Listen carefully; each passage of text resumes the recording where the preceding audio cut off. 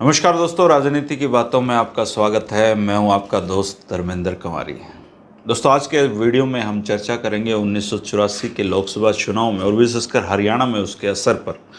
और ये ऐसा चुनाव था जब चौधरी चरण सिंह की पार्टी दम की पासे चौधरी देवीलाल चुनाव यहाँ पर लड़ रहे थे और उनके जो बेटे थे ओम प्रकाश चौटाला वो हिसार से चुनाव लड़ रहे थे। इस चुनाव में दोनों ही हार गए थे। ये जो दमकिपा पार्टी थी ये हरियाणा में कोई भी सीट नहीं जीत सकी थी और खुद चौधरी चरण सिंह की पार्टी जो उन्होंने 171 कैंडिडेट इस चुनाव में खड़े किए थे उनमें से मात्र 3 जो कैंडिडेट थे वो चुनाव जीत पाए। खुद चौधरी चरण सिंह जीते। एटा से प्यारे सिंह नाम के उनके जो प्रत्याशी थे वो चुनाव जीतकर सांसद बने और एक जो तीसरी सीट उनको इस लोकसभा चुनाव में मिली वो सीट थी दरभंगा बिहार से विजय कुमार मिश्र की। तो ये 3 सीटों पर दमकिपा इस चुनाव में सिमट कर रह गई। जनसंघ जो इस चुनाव से ठीक पहले बहुत अच्छी स्थिति में खुद को मान रहा था या दिखाई दे रही थी, 2 सीटों पर जनसंघ भी सिमट कर रह गया। और एक तरफ से विपक्ष का सुपड़ा साफ राजीव गांधी ने कर दिया था क्योंकि एक सिंपैथी की बहुत बड़ी लहर उनके साथ चल रही थी। और ये एक ऐसी स्थिति खासकर हरियाणा में पैदा हो गई थी जब चौधरी भजनलाल डंके की चोट पर राज कर रहे थे क्योंकि केंद्र में कांग्रेस की मजबूत सरकार थी और जो भजनलाल जी की ट्यूनिंग थी वो वो राजीव गांधी जी के साथ बहुत अच्छी थी। लेकिन राजनीति में स्थितियाँ अपने पक्ष में ना हों तब भी राजनेता की यह पहचान होती है कि वो चुप नहीं बैठता किसी भी सूरत में। वो अपनी जो कोशिशें हैं, जो सरकार को हिलाने के जो प्रयास हैं विपक्ष के नाते, वो करता रहता है।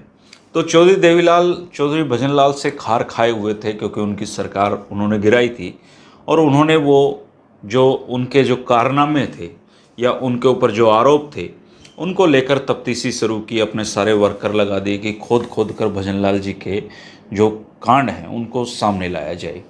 और इस तरीके से उन्होंने बहुत सारे सबूत, तथ्य, आरोप इकट्ठे करके एक 42 जो पन्नों की एक चार्जशीट तैयार की।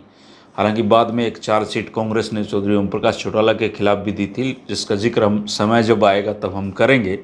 लेकिन ये जो आरोप पत्र थे ये जो ले जाकर चौधरी देवीलाल ने चौधरी चरण सिंह को सौंप दिए और चौधरी चरण सिंह इन सारे दस्तावेजों को ले जाकर राजीव गांधी के सामने बैठ गए। और चौधरी चरण सिंह के जीवन की शायद एक अंतिम राजनीतिक कोशिश आप इसको कह सकते हैं क्योंकि इसके बाद वो राजनीति में सक्रिय नहीं हो, उसके बीमार हो गए और फिर उनकी पार्टी दो फाड़ हो गई। लेकिन वो राजीव गांधी के सामने मिले और चौधरी चरण सिंह के व्यक्तित्व के सामने राजीव गांधी को भी झुकना पड़ा और उन्होंने न्यायाधीश, जो रिटायर्ड न्यायाधीश थे जसवंत सिंह, उनकी अध्यक्षता में एक जांच समिति का गठन कर दिया जो चौधरी भजनलाल के लिए उस समय एक बहुत बड़ा राजनीतिक झटका था। हालांकि जो इस तरह की कमेटियां होती हैं उनसे कुछ निकलना नहीं होता है, लेकिन चौधरी देवीलाल ने एक बहुत बड़ा झटका चौधरी भजनलाल को दिया उनके खिलाफ एक जांच समिति बनाकर। और उस समय जो परिस्थितियां बन गई थी वो कांग्रेस के पक्ष में जाती हुई दिखाई दे रही थी क्योंकि विपक्ष तो था ही नहीं। और इसी दौरान फिर चौधरी चरण सिंह जी बीमार हुए, चौधरी चरण सिंह की पार्टी दो फाड़ हुई।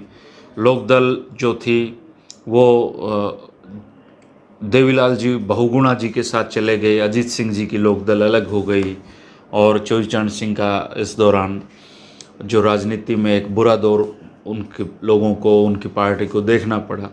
और एक बार फिर चौधरी देवीलाल चौधरी चरण सिंह की पार्टी से अलग हुए और वो जो 1987 का चुनाव है उन्होंने बहुगुणा वाली लोकदल से ही लड़ा था। उस चुनाव का भी हम जिक्र करेंगे अगले आने वाले वीडियो में। लेकिन ये जो वीडियो था ये वीडियो उस दौर का था जब चौधरी भजनलाल के खिलाफ एक जांच समिति बनवाने में चौधरी देवीलाल ने सफलता हासिल की थी और उसकी जो मांग थी वो चौधरी चरण सिंह ने राजीव गांधी से की थी। आप उस दौर की बात जानते हो तो ज़रूर कमेंट करें दोस्तों।